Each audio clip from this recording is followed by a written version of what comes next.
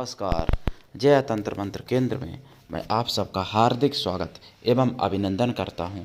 मेरे प्रिय भाई बहनों, आज मैं आपको एक ऐसी अद्भुत साधना भी बताऊंगा और कुछ जानकारी भी दूंगा, जिसके लिए आपको देखना होगा हमारा वीडियो अंत तक। यदि आपने हमारा चैनल अभी तक सब्सक्राइब नहीं किया है तो तुरंत लाल वाली बटन दबाओ और घंटी बजा दो। आप हमारे चैनल के सब्सक्राइबर बन जाओगे। कोई शुल्क एवं चार्ज भी नहीं कटेगा। आप हमारे वीडियो को फेसबुक पर, व्हाट्सएप पर, ट्विटर अकाउंट के माध्यम से और इंस्टाग्राम पर अधिक से अधिक शेयर करें। लाइक और कमेंट करना भी आपका धर्म है। दुनिया में जिसका कोई नहीं, मैं उसका हूँ। अगर आपको अपनों ने धोखा दिया है, यदि आपको परायों ने धोखा दिया है, तो आप एक बार मुझे अवश्य आजमाएं। हमारा मोबाइल नंबर है 9305 63 71 73। इसी नंबर पर संपर्क करें। बात करने का टाइम भारतीय टाइम के अनुसार दिन में दोपहर 12 बजे से 2 बजे के बीच का है और मैंने कोई दूसरा नंबर नहीं दिया है। हमारे कमेंट बॉक्स में यदि कोई चोर फ्रॉड अपना नंबर छोड़ता है तो ऐसे नंबरों पर संपर्क ना करें, सावधान रहें। यदि आप ऐसे नंबरों पर संपर्क करते हैं, आपके साथ ठगी धोखाधड़ी कुछ भी होता है, उसके जिम्मेदार आप स्वयं होंगे। चैनल आपकी कोई भी जिम्मेदारी नहीं लेता, क्योंकि मैंने अपना एक ही नंबर दिया है 9305 63 71 73। मैं राष्ट्रीय अध्यक्ष कृष्णा दल आप सबसे निवेदन करता हूं, यदि आप मानवीय हैं, मतलब मानवतावादी हैं, मानवीय बुद्धि रखते हैं, अथवा आप सनातनी हैं, तो मुझसे अवश्य जुड़ें। अगर आप में योग्यता हुई तो मैं आपको पदाधिकारी भी बनाऊंगा अपने संगठन में, कृष्णा दल में। ये संगठन कृष्णा दल हमारा आपका सबका एक परिवार है। मेरे प्रिय भाई बहनों, अगर आपको सच्चा पवित्र निस्वार्थ दिव्य प्रेम चाहिए या आप देना चाहते हैं, तो आपका स्थान मेरे लिए मेरे प्राणों से भी ऊपर है। आप देश विदेश में, विश्व के किसी भी कोने में रहते हैं, किसी भी जाति धर्म से कोई दिक्कत नहीं, आप हमारे दिए हुए ज्ञान से भरपूर लाभ उठा सकते हैं। देखिए, आज मैं जो आपको साधना बताने जा रहा हूँ, ये साधना पूरे यूट्यूब पर कहीं नहीं मिलेगी अभी तक। लोग कहते हैं कि देवी के 8 हाथ नहीं होते, कुछ लोग नास्तिक लोग कहते हैं देवी के 10,000 हाथ भी होते हैं, जो जिनका नाम है 10 सहस्त्र बाहुका, जिस देवी का। और ये दुर्गा जब अवतार हुआ, यानी दुर्गा माता का अवतार हुआ जब देवी पुराण के अनुसार, तब उन्होंने अपनी शक्ति प्रकट की थी, शक्तियाँ प्रकट की थी दुर्गम राक्षस से लड़ने के लिए। उन्हीं में से एक देवी हैं जो जिनका नाम है 10 सहस्त्र बाहु का, यानी 10,000 बाहों वाली, 10,000 भुजाओं वाली। 1,000 भुजा तो बाणासुर के भी थी, 1,000 भुजा तो सहस्त्र बाहु के भी थी, लेकिन वो हैं 10 सहस्त्र बाहु का देवी, जिनकी पूजा पद्धति नष्ट हो गई। बहुत ही उग्र और बहुत ही बड़ी विशाल विराट देवी मानी जाती हैं, लेकिन दुर्भाग्यवश मुगलिया शासन में ये सब पूजा पद्धतियां नष्ट हो गई, इसलिए उनकी पूजा पद्धति विधि विधान लुप्त हो गया। ये साधना पूरे यूट्यूब पर कहीं नहीं मिलेगी अभी तक तो नहीं है। आगे कोई मेरी कॉपी करके कोई भी डाल दे, मैं मना तो करता नहीं भाई। मैं तो कहता ज्ञान का प्रचार होना चाहिए, सनातनी ज्ञान का, चाहे मेरे चैनल के माध्यम से, चाहे किसी और के चैनल के माध्यम से। हम सनातन के लिए जो भी कर रहा हूं, अपने नाम के लिए नहीं, अपने नाम के लिए मैं नहीं कर रहा हूं, अपने नाम के लिए मैंने चैनल नहीं बनाया, ना पैसा कमाने के लिए चैनल बनाया। जितने लोग हमसे जुड़े हैं विधिवत, वो लोग हमको विधिवत जानते भी हैं कि हम चैनल पे पैसा नहीं कमाते और ना कमाने का उद्देश्य है भविष्य में भी। और जो लोग मिले ही नहीं हमसे कभी, जिन्होंने हमको बरता नहीं, और मतलब सोचने को तो भाई कोई कुछ भी सोच सकता है, विचारों को तो मैं भाई बदल नहीं दूंगा आपके। प्रिय भाई बहनों, तो 10 सहस्त्र बाहुका देवी की साधना, इस साधना से आप सब कुछ कर सकते हो, ऐसा कुछ भी नहीं है जो ना कर सको, और विजय प्राप्ति भी होती है, सारे मनोरथ भी पूर्ण होते हैं, और विशेषता यह है कि जल्दी सिद्ध हो जाती हैं।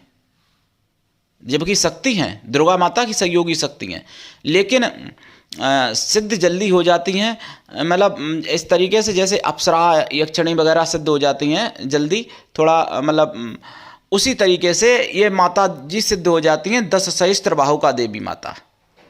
लेकिन बात यह है कि ये इतनी बड़ी शक्ति हैं, आदिशक्ति का रूप हैं, ये स्वयं आदिशक्ति ही समझो इनको। और इनका वर्णन देवी पुराण में है, ऐसा नहीं है कि कोई काल्पनिक हो। देवी पुराण में इनका बहुत अच्छा वर्णन है। और पहले तो बहुत इनका पूजा पद्धति भी थी, पहले पूजा पद्धति थी इनका, न्यास, करण न्यास, हृदय न्यास, विनियोग वगैरह सभी कुछ हुआ करते थे, मतलब। लेकिन जब पुराण वेद नष्ट किए गए मुगलिया शासन में, तो जो अभी वर्तमान में बचे हुए हैं वेद पुराण, वो आंशिक रूप से बचे हुए हैं, पूरा कुछ भी नहीं बचा, ना कोई वेद ना कोई पुराण, पूरा नहीं बचा। और कुछ तो समाप्त ही हो गए, नाम से भी समाप्त हो गए।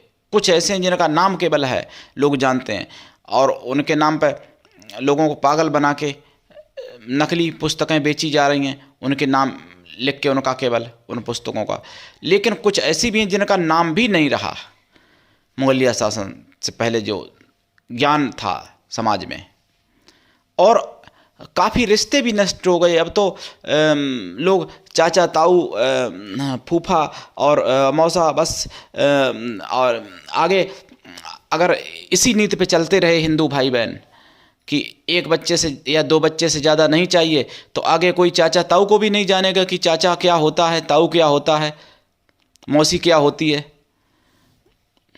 क्योंकि जब बच्चा एक ही चाहोगे तो फिर कहाँ आपके बच्चे जान पाएंगे मौसी ताऊ चाचा चाची क्या होता है।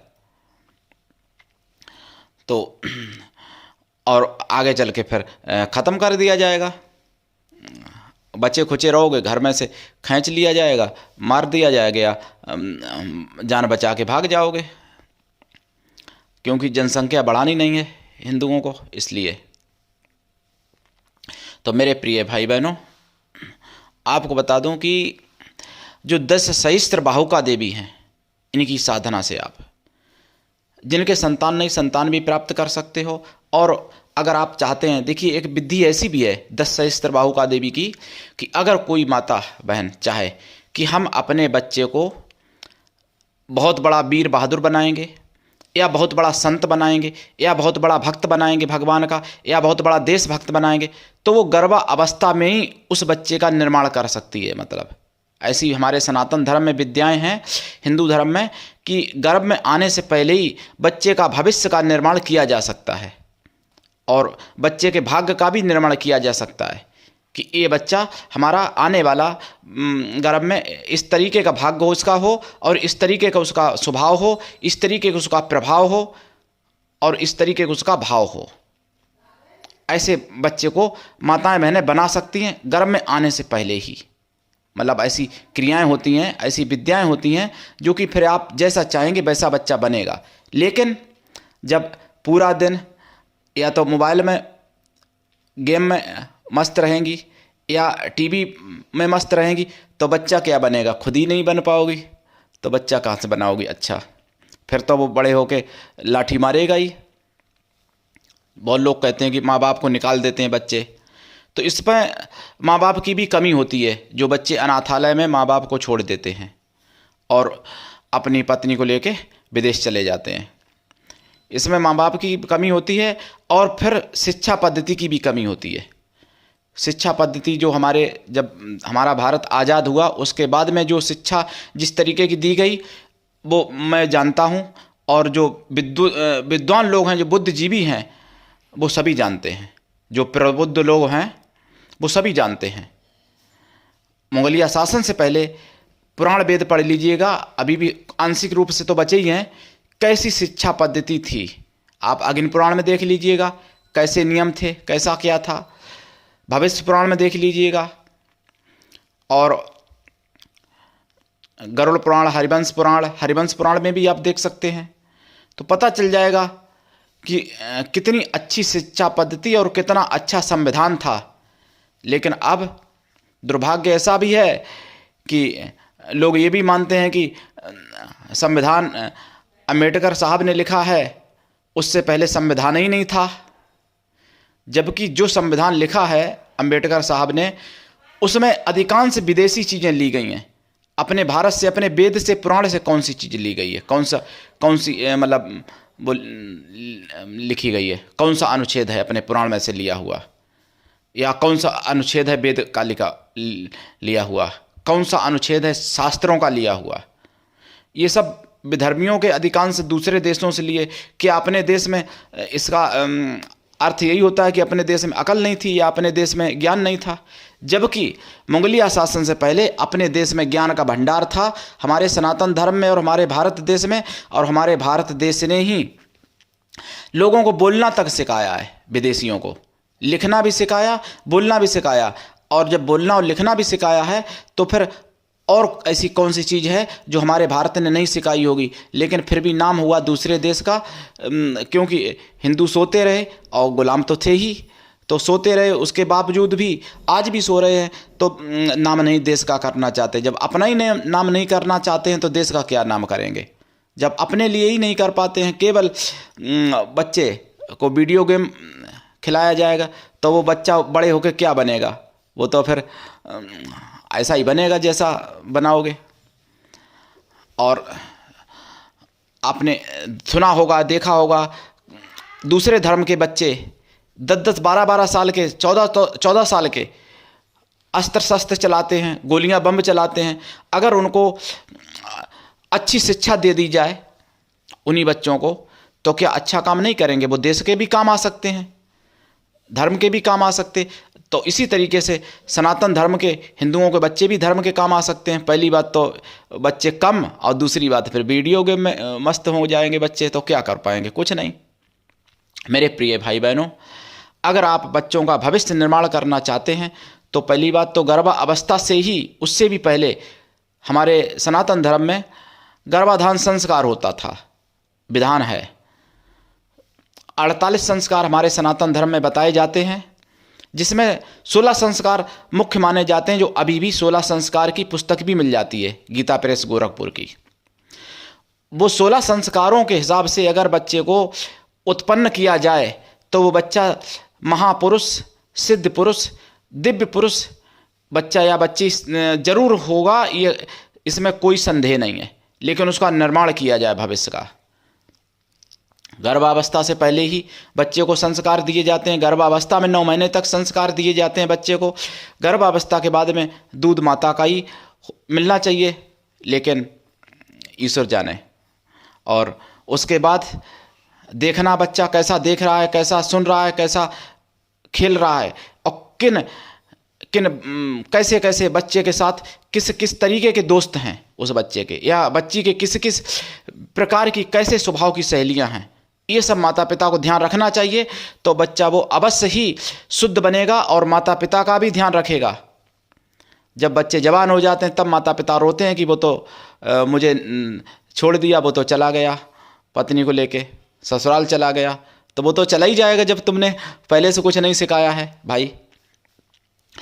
ये रही बात संस्कार की। सनातन धर्म की जो 10 सहस्त्र बाहुका देवी हैं, उन्हीं की मैं साधना आपको विधिवत बताने जा रहा हूँ। और ये साधना करने से आप अपने बच्चे को बलवान, वीरवान, बुद्धिवान, योग्य, भाग्यवान, महान से महान बना सकते हो इनकी साधना करने से।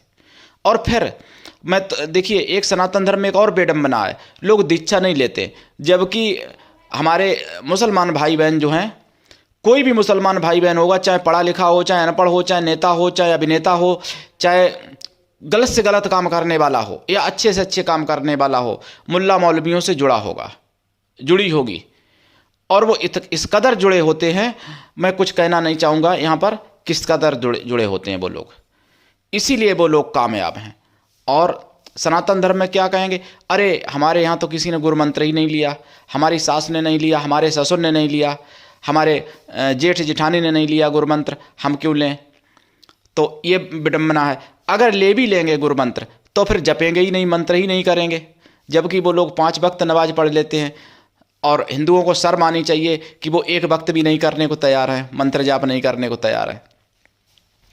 तो फिर संतानें कहाँ से अच्छी बनेंगी, कहाँ से आप लोग अच्छे बनोगे, कहाँ से आप लोगों का भविष्य अच्छा होगा और कहाँ से भाग्य अच्छा होगा।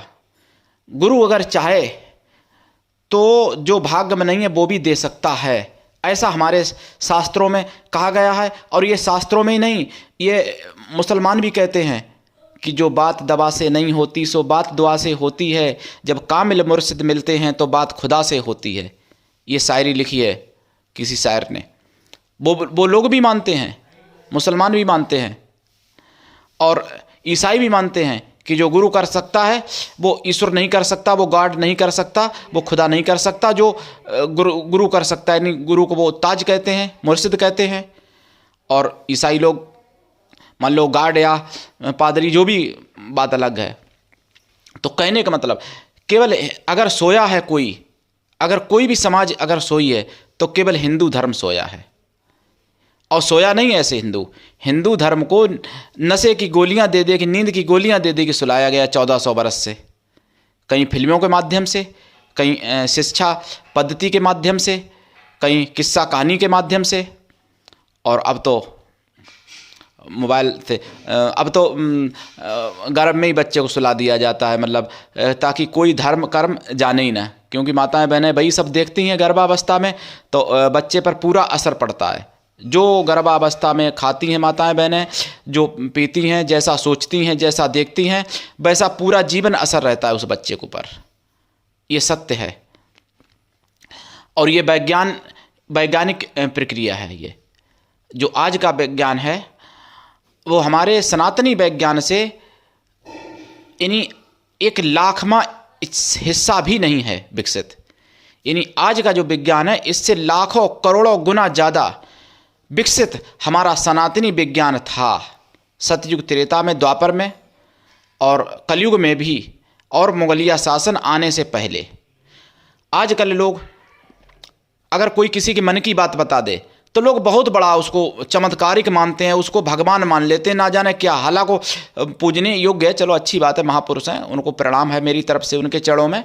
लेकिन मैं ये बताना चाहता हूँ कि मुगलिया शासन नहीं जब आया था उससे पहले घर घर, एक घर में 1-2 व्यक्ति ऐसे हुआ करते थे जो दूसरे के मन की जान लेते थे और भूत भविष्य वर्तमान जान लेते थे। और सतियाँ घर घर होती थी, सती। और सती स्त्री में मन के जानने की क्षमता होती है। सती धर्म शादी से पहले पढ़ाया जाता था गुरुकुलों में, माताओं को यानी बहनों को, बच्चियों को सती धर्म पढ़ाया जाता था और पतिव्रता धर्म सिखाया जाता था। और ये वर्णन है, ऐसा नहीं है कि वर्णन नहीं है, पुराणों में, वेदों में वर्णन है, इतिहास में वर्णन है। इसी तरीके से बच्चों को भी माता पिता की सेवा, गुरु की सेवा भी बताई जाती थी, सिखाई जाती थी। माता पिता सिखाते थे और गुरुकुल में भी पढ़ाया जाता था। पहले विश्वविद्यालय यानी हमारा घर ही विश्वविद्यालय हुआ करता था मुगलिया शासन आने से पहले। और आजकल विश्वविद्यालय एक यूनिवर्सिटी में होता है और यानी कमिश्नरी जहाँ होती है वहाँ विश्वविद्यालय होता है उस मंडल में। और उसके बाद भी उस विश्वविद्यालय में कैसी शिक्षा है उसका जो है गवाह है दिल्ली का JNU या हरिगढ़ का विश्वविद्यालय। ऐसी शिक्षा विश्वविद्यालय में बची है। अगर नहीं बची है तो ये भी तो विश्वविद्यालय ही हैं भाई, भारत के हैं, विदेश में तो नहीं है ये, दिल्ली का और हरिगढ़ का, जिसको अलीगढ़ कहते थे लोग। तो पूरी तरीके से हिंदुओं का वीरत्व तो ख़त्म किया गया। कुछ कथा जिहाद भी चली थी, अभी भी चल रही है कुछ, जो कथा भागवत में भी भगवानों को केवल नाचने कूदने वाला या चोरी करने वाला दिखाया, या मतलब उल्टा सीधा दिखाया। कभी भगवान को ये नहीं दिखाया, मतलब ज़्यादातर ये नहीं दिखाते हैं कि भगवान चक्र सुदर्शन भी चलाते थे, भगवान कृष्ण विधर्मियों को मारते भी थे। ये दिखाने की ज़्यादा कोशिश नहीं की जाती है। बस अगर भागवत होगी तो सुदामा चरित्र बहुत बड़ा दिखाएंगे, क्योंकि उसमें भाई उनको दान दक्षिणा चाहिए, कहेंगे भी चावल चढ़ाओ, ये चढ़ाओ, वो चढ़ाओ, मतलब चढ़ावा के लिए, तो केवल चढ़ावा मिले। और फिल्मी पलट पे गाना सुनाएंगे भागवत में, बाकी ईश्वर मालिक। तो सभी प्रकार से सनातन धर्म को समाप्त करने की कोशिश की गई। और अब तो खुल के कुछ सूअर की विष्ठा में रहने वाले कीड़े खुल के कहने लगे हैं कि सनातन को मिटा देना चाहिए। और सनातन को कोई डेंगू, कोई मलेरिया, कोई ना जाने क्या क्या बोलते हैं, ये सूअर के विष्ठा में रहने वाले कीड़े। ये इनकी हिम्मत तभी हो गई कि सनातनी सो गए, उन्होंने कोई प्रतिक्रिया नहीं की। दूसरे मजहब में, दूसरे धर्म में तो ऐसा है, पहली बात धर्म तो सनातन ही है, दूसरे मजहब में या दूसरे पंथ में कई ऐसी जगह हैं जहाँ सर तन से जुदा के नारे लग जाते हैं, और लग ही नहीं जाते हैं, वहाँ सर तन से जुदा कर भी दिया जाता है। तो इसलिए उनकी औकात नहीं है कि उनके प्रति बोल सकें, उनकी सच्चाई नहीं बोल सकते। और सनातन धर्म की झूठाई बोलेंगे, यानी सच्चाई तो मानेंगे नहीं, उसको झूठ बोलेंगे, उसको झूठ साबित करेंगे। सनातन धर्म को सच्चाई तो स्वीकार ही नहीं करते हैं। सनातन धर्म के बारे में, सनातन धर्म के बारे में सच्चाई सुनना नहीं चाहते हैं, खुल के विरोध करते हैं सनातन धर्म का, क्योंकि जानते हैं कि हिंदू सोया, हिंदू कायर है, हिंदू हिजड़ा हो चुका है। इसलिए तो अगर हिंदुओं को जागना है तो सनातनियों को सबको एक बनना पड़ेगा, और सनातनियों की जनसंख्या बढ़ानी पड़ेगी। नहीं तो 50 साल बाद देखना, जो जीवित रहेंगे 50 साल बाद देखना, घर में से ना निकाल दिए जाओ, अगर ना घर में से, और ना माताएं बहनें अगर उठा ली जाएं, जैसे कश्मीर में हुआ था या केरला में होता है, वैसे ही यूपी, एमपी, राजस्थान में ना हो जाए तो फिर मुझे फांसी दे देना, मैं तो रहूँगा 50 साल तक और देखूँगा। और अगर आप लोग जाग गए तो फिर आप लोगों का सुनहरा भविष्य होगा। यानी ये जो यहाँ पे इस समय जो अभी चल रहा है, ये भविष्य का दरवाज़ा है। चाहो तो अंदर चले जाओ और चाहो तो बाहर आ जाओ। जैसे मनुष्य शरीर होता है ना, जेल का दरवाज़ा, अंदर चले जाओ 84 लाख योनियों में उल्टे कर्म करके, और चाहो तो भैया स्वर्ग लोक, वैकुंठ लोक में प्राप्त कर लो और देवता भी बन जाओ। इसी तरीके से ये समय भी चल रहा है ऐसा कि एक दरवाज़ा है, अगर चाहो तो पतन की तरफ चले जाओ और चाहो तो फिर अपना सुनहरा भविष्य बना लो।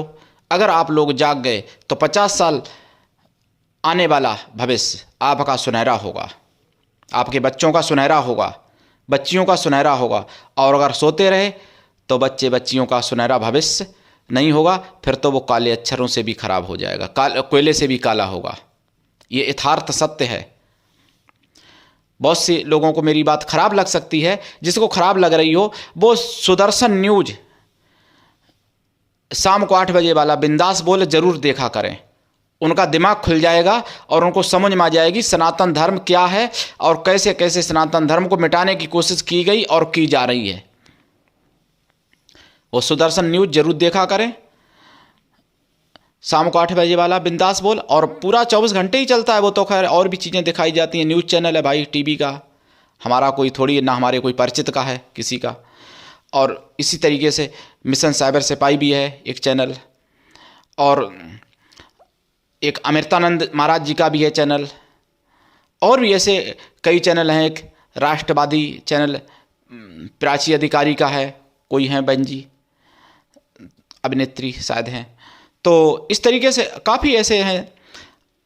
राजीव दीक्षित ने हमारे भारत के लिए बहुत कुछ करना चाहा था, लेकिन देश के गद्दारों ने उनको, मतलब अब आप लोग जानते हैं, उनकी मृत्यु संदिग्ध हुई। ऐसे जो भी हैं, क्योंकि सनातनी जो कोई शेर होते हैं उनकी रक्षा के लिए लोग नहीं खड़े हो पाते हैं।